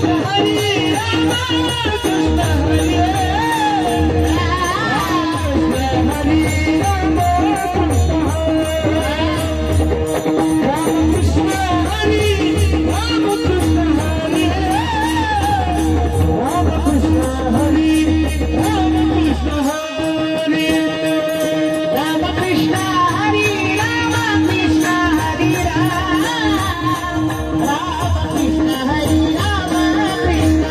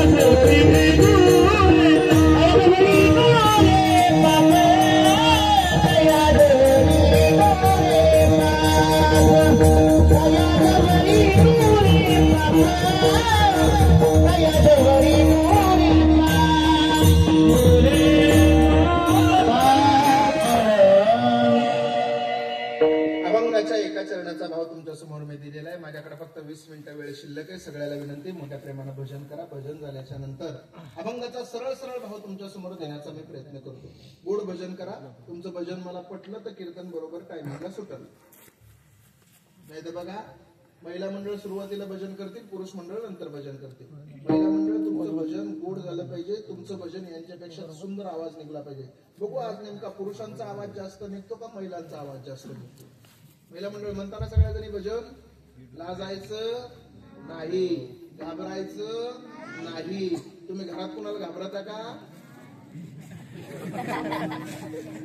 नाही नाही म्हणतात कुशल, नाहीतच घाबरत महाराज. मी संन्याशी थोडीच आहे. अनुभव आले अंगा. 7-7 दिवस आम्ही बाहेर असतो. 7 दिवसांना आम्ही घरी गेलो तर आमची सुद्धा शेजारणीला म्हणते, आला बाई आमचा सप्ता. अरे योगा सप्ता आहे. महिला मंडळ म्हणतात. महिला मंडळ सुंदर भजन करतात. महिला मंडळीचं भजन कसं असतं माहितीये तुम्हाला? भावनेचं भजन असतं. गात्यातलं भजन कमी असतं, माथ्यातलं जास्त असतं. वारीला जर तुम्ही निघाले ना, वारीला हे 2-4 बायाचा वेगळाच ताफा असतो. अभंग तुकाराम महाराजांचे नसते, त्यांचे असते. एका या वर्षी पंढरपूरच्या वारीत मी एक अभंग ऐकला. एका मावशीनं नवीनच तयार करून आलती. अभंग काय होता माहितीये का? अरे अरे विठोबा तुझ्यात माझा मन, अन घेतला मोबाईल लावते तुला फोन. देवाला फोन लावायला निघाली. मी जवळ गेलो, म्हणलं बाई साहेब दुसरं चरण काय? तिने दुसरंही चरण सांगितलं मला. ती म्हणली तुझी आठवण येते म्हणून तुला मी मिस कॉल देती. काय अवघड चालता चालता एक जण मला म्हणला, महाराज तुम्हाला मी युट्यूबला बघत असतो. माझी विनंती बरं का तुम्हाला सगळ्यांना, या 2-2 मिनिटाच्या क्लिपा बघून कधीच कीर्तन घ्यायचे नाही. आमचे सुद्धा कमीत कमी आम्हाला सुद्धा युट्यूबला अर्धा तास आधी ऐकायचं आणि नंतर आमचे कीर्तन घ्यायचं. या 2-2 मिनिटाच्या क्लिपाने सगळं वाटोळं केलं चिली आम्हाला. खरं सांगतो तुम्हाला. एका बहादरानं माझीच 2 मिनिटाची क्लिप बघितली, मला फोन केला, बाबा जय हरी. म्हणलं जय हरी. हाय का तारीख रिकामी? म्हणलं हाय. किती तुमची सुपारी? म्हणलं काय गौतमी पाटील आहे काय? किती तुमची सुपारी? म्हणलं काय नाही बाबा, काय असा विषय, काय अडचण नाही. बरं मला फोटो पाठवा व्हॉट्सअपला. दिला पाठवून. 2च मिनिटाची क्लिप ऐकली होती त्यांनी माझी. त्याला काय कीर्तनाचा एवढा छंद गंध नव्हता, फक्त त्याला नाव करायचं होतं त्याचं, म्हणून आमचं कीर्तन घेतलं होतं. त्यानं फोटो टाकला, सगळं काही टाकलं. बॅनर छापल्यावर त्याने मला बॅनर पाठवलं, त्याच्या बापाचं वर्ष श्राद्ध. बॅनरवर फोटो माझा. त्यानं काय नाव टाकलं होतं माहितीये का? वैकुंठवासी माऊली महाराज कोटुळे यांचं जाहीर कीर्तन होईल. बॅनर मला आला. मी म्हणलं माझ्या ड्रायव्हरला त्याला फोन कर रे. त्याने असं का नाव टाकलं आपलं? आमच्या ड्रायव्हरनं फोन केला, ओ बाबा, अहो तुम्ही आमच्या बाबाला असं का नाव टाकलं? बाबा अजून आमचे आहेत ना इथं. तो म्हणला नाही इथं आल्यावर सांगतो तुम्हाला. आम्ही गेलो तिथं आणि अक्षरशः घडलेला प्रकार आहे. आम्ही गेलो तिथे गेल्यावर बॅनर बघितलं मी. वर्ष श्राद्ध त्याच्या बापाचं आणि वैकुंठवासी माझ्या पुढे. अहो मी म्हणलं ते बॅनर तरी बाजूला काढा. नाही म्हणे तुम्ही कीर्तन सुरू करा. म्हणलं नाव का टाकलं तुम्ही तसं? नाही म्हणे तुम्ही कीर्तन सुरू करा, मी नंतर सांगतो. आणि मी स्टेजवर उभा राहिलो, कीर्तन सुरू झालं माझं. कीर्तन सुरू झालं, मी बॅनर कडे बघायचो आणि येण्याच्या तारा वाजवायचो. मला वाटायचं माझ्या वर्ष श्राद्धाचं कीर्तन मीच करतोय का. मी त्याला म्हणलं अहो तुम्ही का टाकलाय ते सांग. नाही म्हणे कीर्तन सुरू करा. आणि माझं कीर्तन सुरू झालं. मला कीर्तन सुरू झाल्यावर माझं कीर्तन रंगात आलं.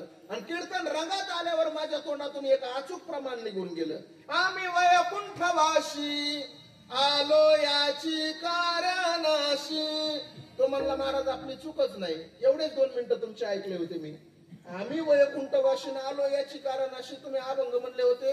मला वाटलं तुम्ही वैकुंठातलेच आहेत म्हणून मी नाव टाकलंय म्हणलं वैकुंठवाशी. लय अवघड आहे महाराज, अडचणी येतं लय मोठ्या. महिला मंडळ म्हणताना सगळ्यांनी म्हणा भजन गोड म्हणा, सगळ्यांनी म्हणा, फक्त महिला मंडळ. नामदेव जनाबाई तसा जीव चाललाय ना.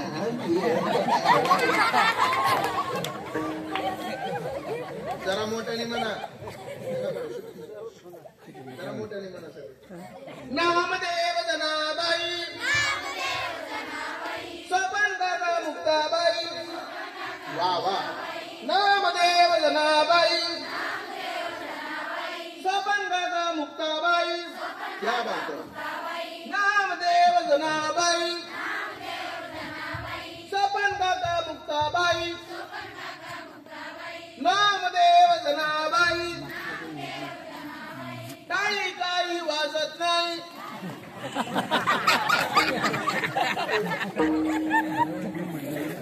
रेड्या हळदी हो, टाळी वाजवायला सांगितली होती, म्हणायला नव्हतं सांगितलं तरी मी म्हणलं टाळी काही. मला फक्त चेक करायचं होतं यांचं लक्ष कीर्तनातच आहे का कीर्तनाला काय. चला महिला भजन केलं तुम्ही महिला, पण तुमचं भजन काय आपल्याला पटलं नाही, अजिबात पटलं नाही. भजन कसं करावं लागतं माहितीये का तुम्हाला. भजन किती गोड करावं लागतं, भजन किती सुंदर करावं लागतं, भजन किती शिस्तीत करावं लागतं, आणि भजनामध्ये आवाज किती मंजूळ असावा लागतो. ऐकायचं का तुम्हाला भजन कसं असतं, भजन कसं असतं हे जर तुम्हाला पाहायचं असेल तर आमच्या पुरुष मंडळीचं भजन ऐका. मला बघा तुमच्या जीवावलय वाचनात बोललोय का मी. माझी सगळी इज्जत तुमच्या कीर्तनाला बसलेला सगळ्या पुरुष मंडळी सगळे पुरुष मंडळी हात वर ज्याला ज्याला वाटतं हात वर करा. तुम्ही स्टेजवर असो स्टेज तुम्ही पोरं पोरं करा, काय अडचण नाही करा. हा आणि सगळ्यांनी सांगा महिला मंडळीपेक्षा 1 नंबर आवाज येणार का आपला. वा काय येतं तुम्हाला भजन ऐकायचं, तुम्हाला हे भजन ऐकायचं. भजन आमचं भजन ऐका आणि हे भजन घेऊन घरी जा, रोज आमच्यासारखं भजन करत जा. काय येतं रे तुम्हाला, ऐका आमचं भजन. हे तुमच्या जीवा बोलतोय बरं का. हात वर, सगळ्यांचे हात वर. आणि पुन्हा एकदा विचारतोय तुमच्याकडून निवडणुकीला उभा आहे मी, बहुमताने विजय आपला होणार का. तुम्ही भजन सुंदर करणार का. ऐका आता भजन मग म्हणा सगळे हातवर. राधे कृष्ण कृष्ण कृष्ण राधे राधे.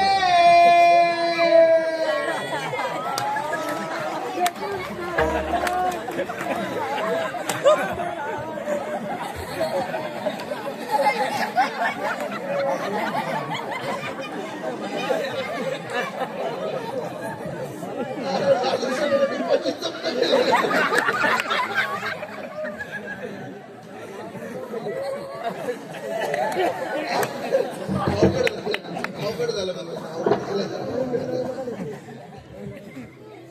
सगळ्यांनी हात वर घ्या. सगळ्यांनी महिला पुरुष सगळे हात वर सगळ्यांनी.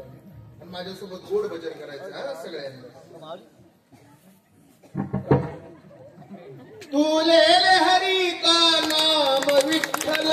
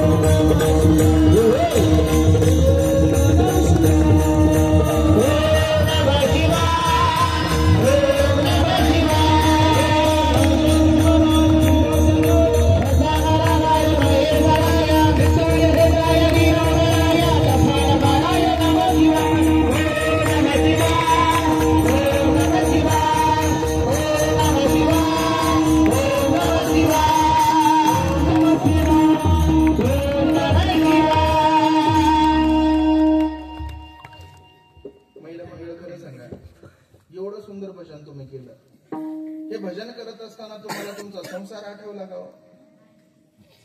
बोला ना, आठवला का? नाही ना. म्हणून मग अशी मी सांगितलं होतं, राम हा रममान करण्यासाठी आणलेला आहे. तुम्ही देवाचं भजन करत असताना तुम्ही काही आठवत नाही तुम्हाला, फक्त तुमच्या सोबत तुम्ही आनंद तुमच्या सोबत घेऊन असता. म्हणजेच प्रभू रामचंद्र रममान करण्यासाठी वारकरी संप्रदायामध्ये रोज आपण देवाचं भजन केलं पाहिजे. तुम्ही म्हणाला महाराज आम्ही रोज देवाचं भजन करायला तयार आहे. हो, पण महाराज नेमकं कोणत्या देवाचं भजन करावं काही कळत नाही. देव भरपूर झाले, लय अवघड देवाच्या नादी लागू नका. सोपा देव आहे आपला, त्याच देवाचं भजन करा. सांगू कोणत्या? विठोबा रघुमाई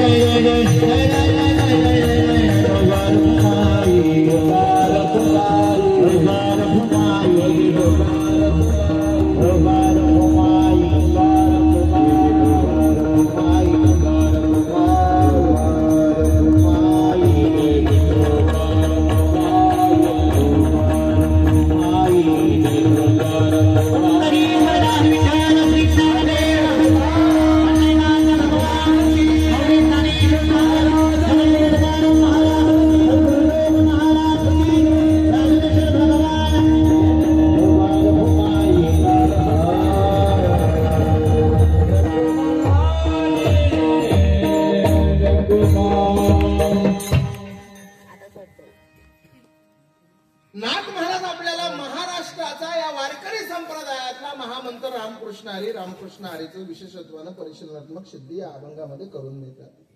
ते म्हणतात आपल्याला हा सुंदर नरदेह आहे, या नरदेहामध्ये 4 वाण्या आहेत, परा पश्यंती मध्यमा वैखरी. त्यातल्या वैखरी वाणीनं हा रामकृष्ण हरी महामंत्र घ्यायचा. रामकृष्ण हरी नित्य वदे जो वैखरी. बरं, तो महामंत्र आपण घेतल्याच्या नंतर काय होतं? तया जवळी नुरे पाप. त्या माणसाकडे कसल्याही प्रकारचं पाप राहत नाही, फक्त त्या देवाचं नामचिंतन केल्यानं. आणि नाशी त्रिविधतो ताप, 3 प्रकारचा ताप आपल्या जीवनामधून नष्ट होतो. कशानं? फक्त नामचिंतन. नामचिंतन ही साधना फार सोपी आहे महाराज. नामसंकीर्तन साधन पै सोपे आणि जळतील पापे जन्मांतरीचे. का नाम साधना करायची? कारण नाम हेच परब्रह्म स्वरूप आहे. नाम तेची परब्रह्म, जप यज्ञ तो परम. काही लोक म्हणले नाथ महाराज अहो मगापासून सांगताय नाम चिंतन करा, नाम घ्या, नाम घ्या. अहो नाम साधना सोपी आहे म्हणताय, पण कोणतं नाम, कोणता मंत्र ते तर सांगा. नाथ महाराज म्हणतात एका जनार्दनी जपा आणि रामकृष्ण मंत्र सोपा. तो रामकृष्ण मंत्र तुम्ही तुमच्या जीवनामध्ये रोज त्याचं भजन करत राहिला तर त्या मंत्रानं तुमच्या जीवनामधील सगळं दुःख नाहीसं होईल. सगळ्या तापातून मुक्त व्हाल. कसल्याही प्रकारचं पाप तुमच्या जीवनामध्ये राहणार नाही. फक्त त्याचं नामचिंतन आपल्या जीवनामध्ये घडलं पाहिजे. विठाला विठाला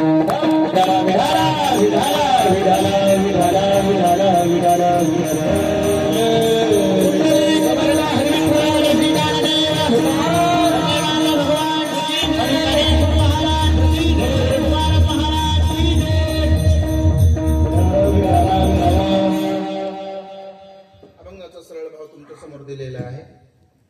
थोडं लक्षपूर्वक ऐका. माझ्याकडे 10 मिनिटं वेळ शिल्लक आहे. सगळ्याला विनंती आहे, अत्यंत सुंदर अत्यंत देखणं सप्ताह आपल्या गावकरी मंडळीनं, सगळ्या समितीनं, कमिटीनं, संयोजकानं, कीर्तनाच्या यजमानानं, पर पंगत देण्यापासून तर चटाया उचलण्यापर्यंत सगळ्या माणसानं अत्यंत सुंदर पद्धतीनं नियोजन हे चाललेलं आहे. म्हणून सगळ्यांना मनापासून माझे धन्यवाद आहे. कीर्तन तर माझं तुम्ही सगळं ऐकलेलं आहे, पण जाता जाता एवढे 10 मिनिटं अत्यंत महत्वाचे तुम्हाला मी देतो. या 10 मिनिटांमध्ये तुम्हाला दर वेगवेगळे कीर्तनकार शेवटच्या 10 मिनिटांमध्ये तुम्हाला वेगळं काहीतरी सांगत असतात.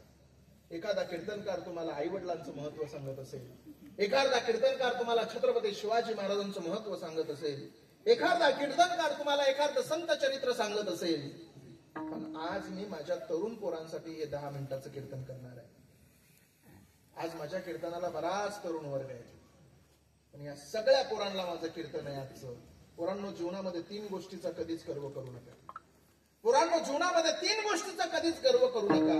सत्ता, संपत्ती आणि तारुण्य या 3 गोष्टीचा कधीच गर्व करू नका. कारण सत्ता, संपत्ती, तारुण्याचा ज्यानं गर्व केला त्याचा महाभारतामध्ये दुर्योधन झाला. आणि सत्ता, संपत्ती, तारुण्य असून सुद्धा तुकोबारायाचं 2 तास बसून कीर्तन ऐकलं, त्यांचा इतिहासामध्ये छत्रपती शिवाजी राजा झाला. पोरांनो, पैसा भरपूर कमवा, उद्योग करा, धंदा करा, नोकरी करा, एखाद्याची चाकरी करा. अरे स्वाभिमान घाण कधीच ठेवू नका. पैसा भरपूर कमवा, प्रचंड पैसा कमवा, प्रचंड श्रीमंत व्हा तुम्ही.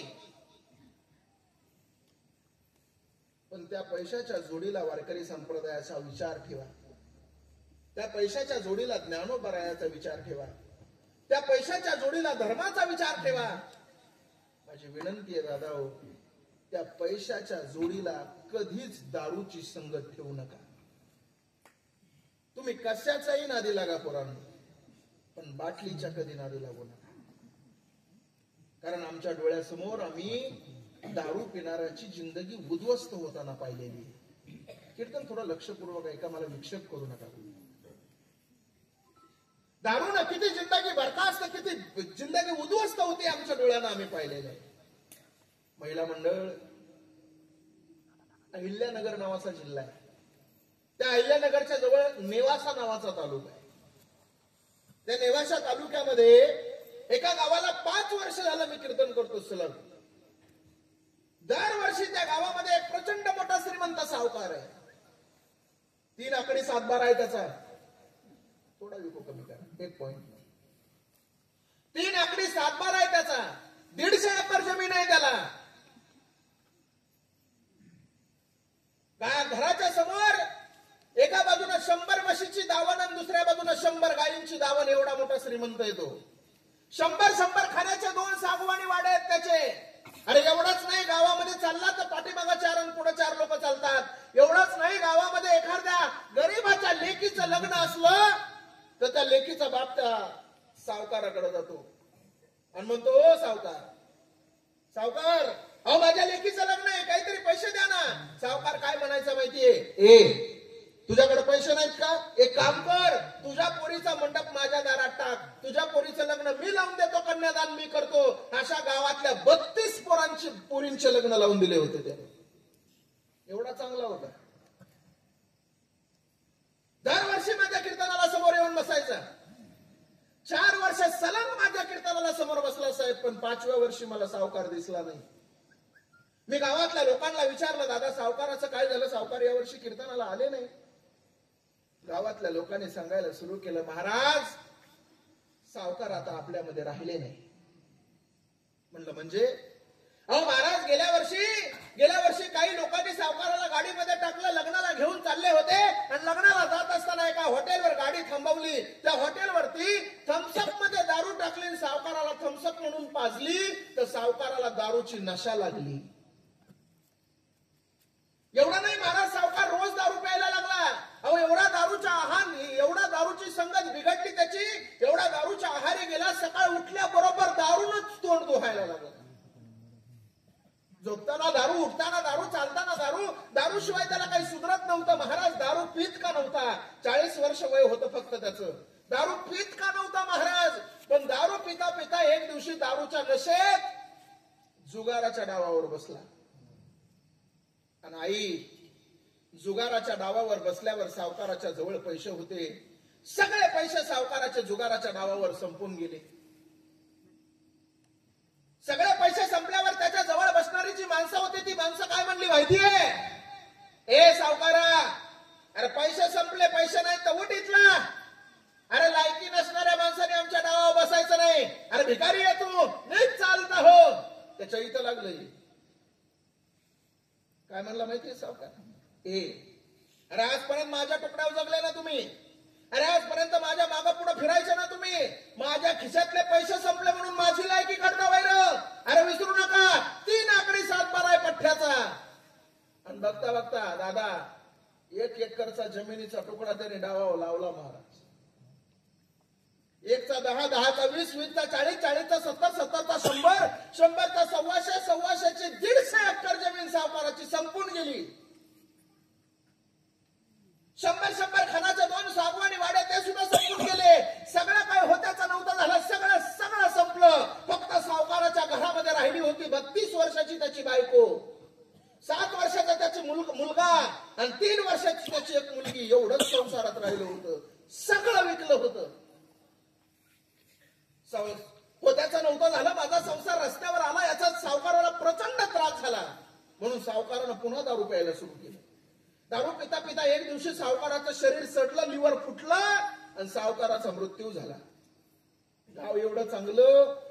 सावकाराचा मृत्यू झाल्यावर सावकाराच्या अंत्यविधीला सुद्धा त्याच्या खिशात आणा शिल्लक राहिला नव्हता. सगळ्या गावानं वर्गणी जमा केली आणि सगळ्या गावानं वर्गणी जमा करून त्या सावकाराचा अंत्यविधी पार पाडला. आणि उरलेल्या पैशामधून ग्रामपंचायतच्या बाजूला 10 बाय 10चं पत्र्याचं शेड मारलं आणि सावकाराच्या बायकोचा पसारा त्या शेड मध्ये ठेवला. आपल्याकडे माणूस मेल्याच्या नंतर त्याच्या घरी आपण भाकरी घेऊन जातो. त्याच रात्री माणूस मेल्याच्या नंतर त्यांच्या घरी आपण भाकरी नेतो. तसं सावकाराच्या बायकोकडे सुद्धा लोक भाकरी घेऊन यायला लागली. आई एक दिवशी, पहिल्या दिवशी लोक आली, दुसऱ्या दिवशी आली, तिसऱ्या दिवशी आली, पण चौथ्या दिवशी कोणी नाही आलं महाराज. चौथ्या दिवशी 5-7 वर्षाचं पोरगं उठून उभा राहिला, आईच्या समोर गेला. आई मला भूक लागली ग, जेवायला वाढ ना. फाटलेला पदर हातामध्ये घेतला, डोळ्यातलं पाणी पुसत पुसत टोपल्याकडे गेली. पाहिलं त्या टोपल्यामध्ये काल परवाचे शिळे तुकडे पडलेले होते, उचलले, पाण्यामध्ये भिजवले, त्या पोराला खाऊ घातले. तोही दिवस पार पडला.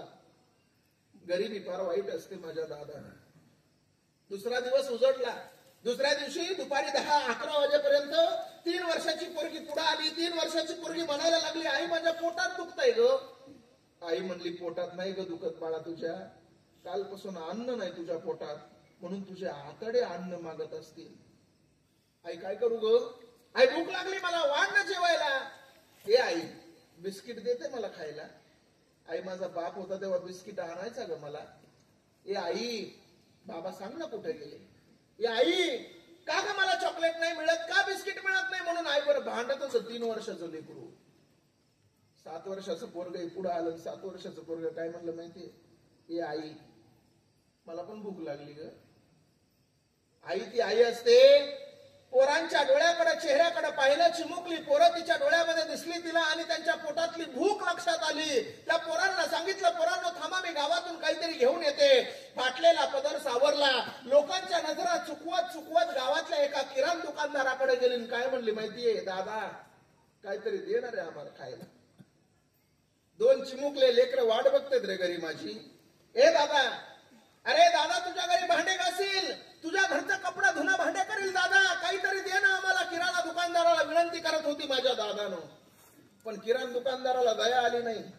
किराणा दुकानदार काय म्हणला माहितीये, अरे बाई अगोदरच तुझा नवरा 50,000ची उधारी बुडून मेलाय, अगोदरच तो गेला बुडून आणि तू वर थोबाड करून आली, कुठं चालली, चाल माघारी, तुला काही मिळणार नाही.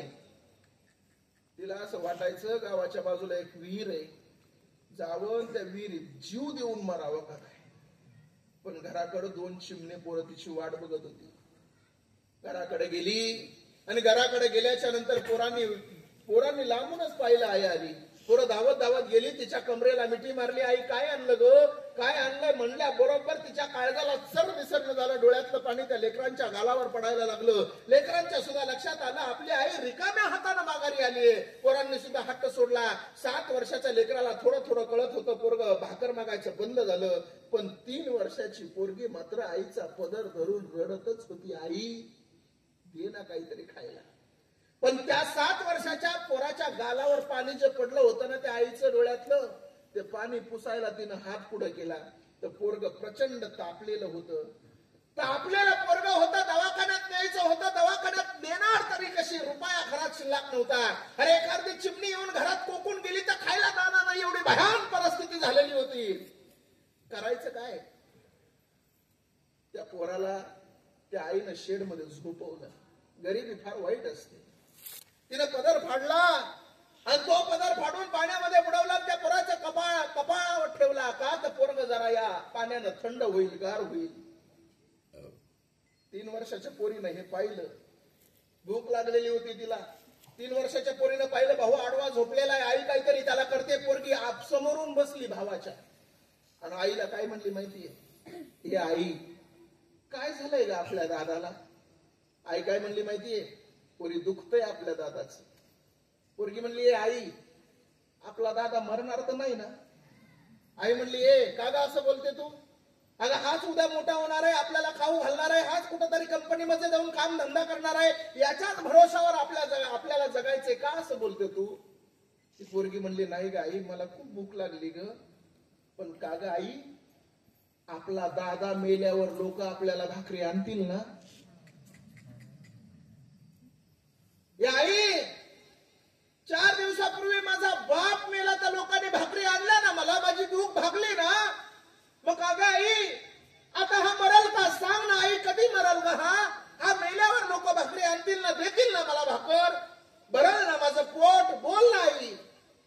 त्यावेळेस आईच्या डोळ्यातलं पाणी गालावर येत होतं आणि आई नवऱ्याच्या फोटोकडे बघून रडत होती, म्हणत होती मालक तुमच्यासाठी उभं आयुष्य जाळलं मालक.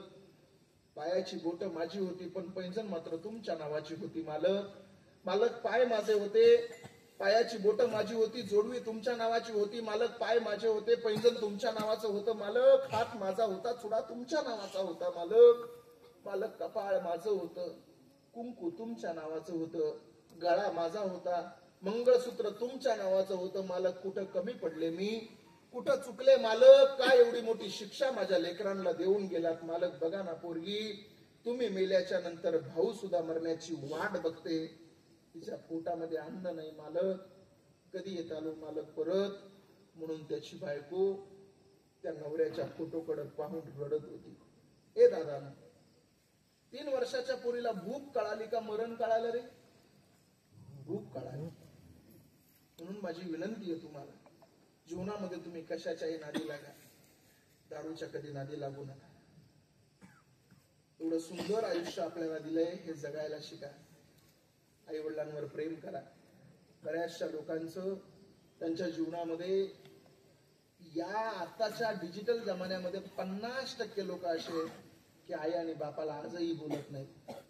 आजही इथं मंडप मध्ये बसलेले 30% लोक असे की आई आणि बापाला बोलत नाही. ज्याला हात नाही त्याला हाताची किंमत विचारा, ज्याला पाय नाही त्याला पायाची किंमत विचारा, ज्याला आई नाही त्याला आईची किंमत विचारा, ज्याला बाप नाही त्याला बापाची किंमत विचारा. सगळ्यात जास्त बापाचं प्रेम जर कोणावर इथं बसलेल्या जेवढा सगळ्या पोरी आहेत ना पोरींनो खरं सांगू तुम्हाला, तुम्ही म्हणत असाल माझ्यावर हा मुलगा प्रेम करतो, मी माझ्या नवऱ्यावर प्रेम करते, माझ्यावर माझा नवरा प्रेम करतो. पण पोरींनो तुमच्यावर जर सगळ्यात जास्त कोण प्रेम करत असेल ना तर या विश्वात सगळ्यात जास्त प्रेम तुमच्यावर हा तुमचा बाप करत असतो. बघायचं तुमच्या बापाचं प्रेम. एकुलता एक भाऊ असू द्या तुम्हाला, तर एकुलत्या एक भावाला सोबत घेऊन कपड्याच्या दुकानामध्ये जा. कपड्याच्या दुकानामध्ये गेल्याच्या नंतर तुमच्या बघा बापाची अवस्था. बाप एकुलत्या एक भावाच्या कपड्याची किंमत दुकानदाराला 100 वेळेस विचारतो पोरींनो, पण तुमच्या कपड्याची किंमत तुमचा बाप दुकानदाराला कधीच विचारत नाही. कारण त्याला माहितीये एक दिवस माझी चिमणी माझं घर सोडून निघून जाणार आहे. पोरींनो बाप जीवनामध्ये 2दाच रडतो. एकदा म्हणजे त्याच्या जीवनामध्ये त्याचं पोरग जर त्याला उलट बोललं ना तर अंतकरणातून रडतो. पण एकदा म्हणजे पोरींनो तुमच्या लग्नामध्ये तुम्हाला वाटा लावतात ना त्यावेळेस तो प्रचंड रडतो.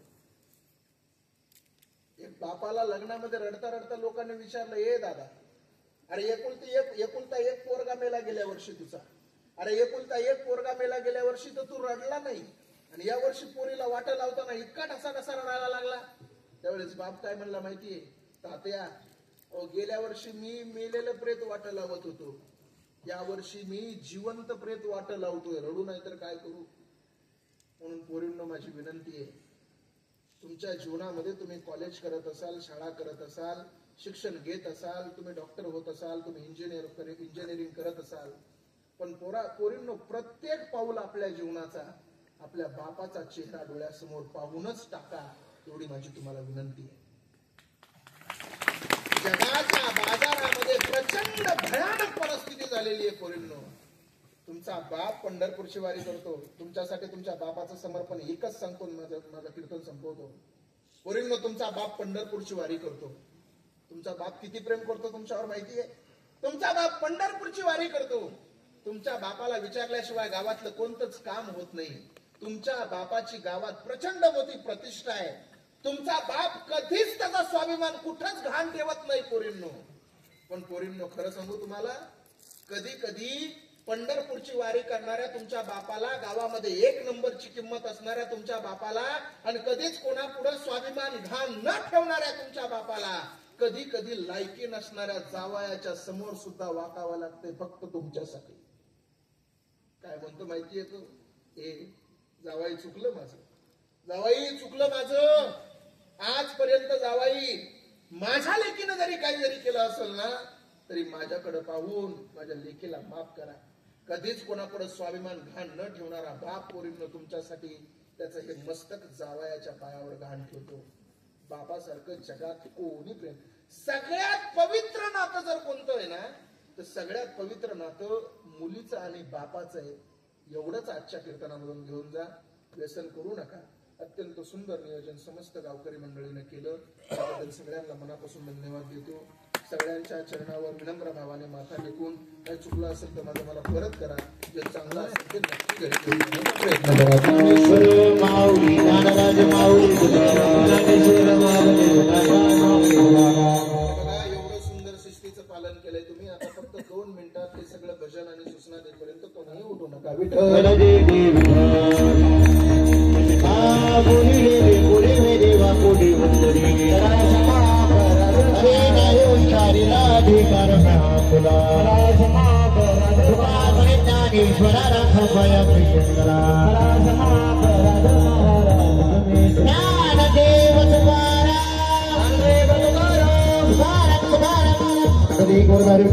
ज्ञानदेव तुकाराम महाराज, गुरु तुकाराम महाराज की